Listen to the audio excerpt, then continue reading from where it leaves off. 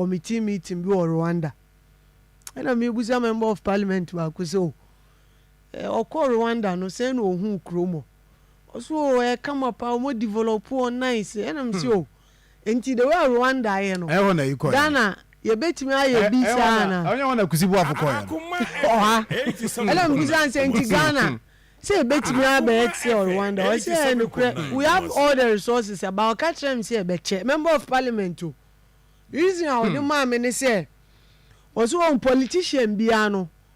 o wini aba before we settle down no na another election eba enti for them no they are always thinking about the next election no enti eno ka no say laws no ewura election mu a relax and o wini for front so a relax kakra enti we settle down na o pese we enforce laws no na e say be ewura next election enti e be say relax sa enti until say ye no yet to front no yet to front no but you too hofo enti no see too hofo because interest ni here o mo dan bebre enti what to say any abri na ye dey ma obi a ya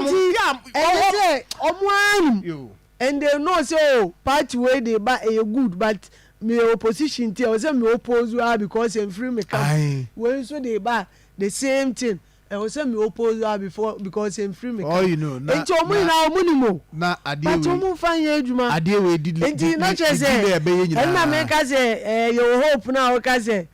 hope bi enu true Ghana there sometimes enye say yentina o say because but o compare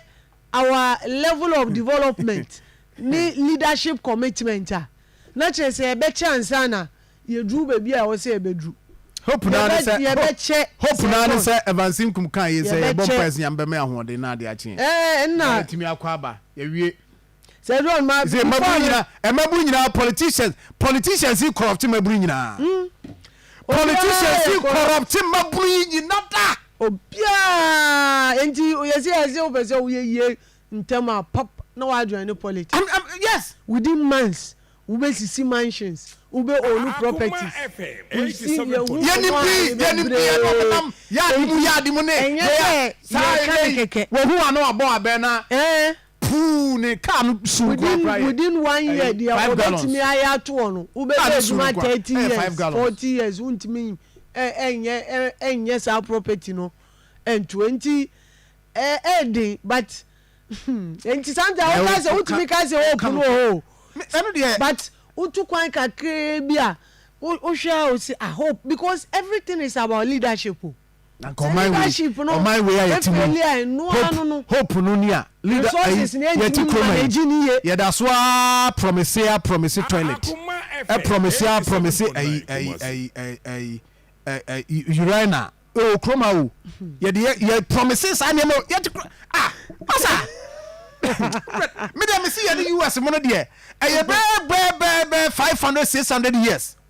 men kan US fa baby am kon na anu ya India the entire me pay India comparison they say India a developing country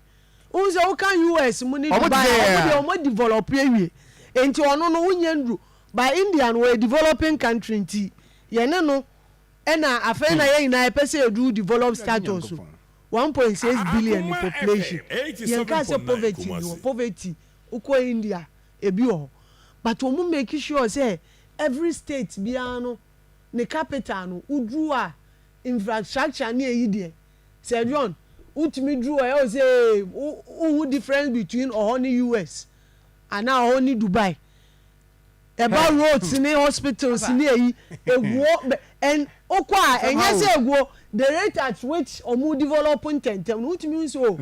leadership be ejuma ho a enche omu beba bedru developed status but you can't say the same for Ghana say u bet mama u be 10 15 years ye beba bedru developed na say plan utimi nya because we share say we ba no agbo egu no wa cheba mo nso no national plan wa o share say we ba so to aso nti because at the end of the day you will see can all there so eno na boa IB krowi ye mabuno ye ani betima ekro ni yen ye ani betima ekro ni because Ghana population mabunu fa be 70%. Yeni kebetwe kro yi. But they say politician na targeting mabunu no. Omu nim say mabunu ko mu hubom. So mo ntwea. 7.9 Kumasi. Ye bebre. Nti politician wo be target mabunu no. Se sika no de ba wo no obro bie wo ba kro no be frem jack mu sia me ha. No wo de asehye mu furum. Me si yen kro yi. Se yen mabunu ye na betima ni yi. Ana na ma hope no. Ana na hope no. But wo shempani fo na hope ni ho. Wo shem mabunu so eba no a. Hope no ti ko fam. Above because what tie babu bi pass and bi obeka kire wa sao ni pano the next 10 years obey penny only hope no until 10 years obey penny be say growing there be you shall announce hope bia ni ho 7.9 Kumasi. And I will kind of credit politician babu na wo no ye level na nko no be support no na wo town babu no town because one no ya man adwin bi say in the next 10 years sika na ye di no obetuba be dibi nti ho no wo hye nya say bia one no di dibi say no say me community e bia be free background ho nye but the say na adwin say masa sika we fa ho hye yi na next 10 years so ba be nya bi eno ne target asa na say one no ne de wo kono de all free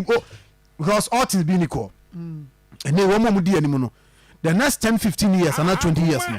ombe bubon kokra de obewu no omo no de omo ye no omo kire omo mo ache so maybe I hope no way anyone ag but of our voice not bra na yanko start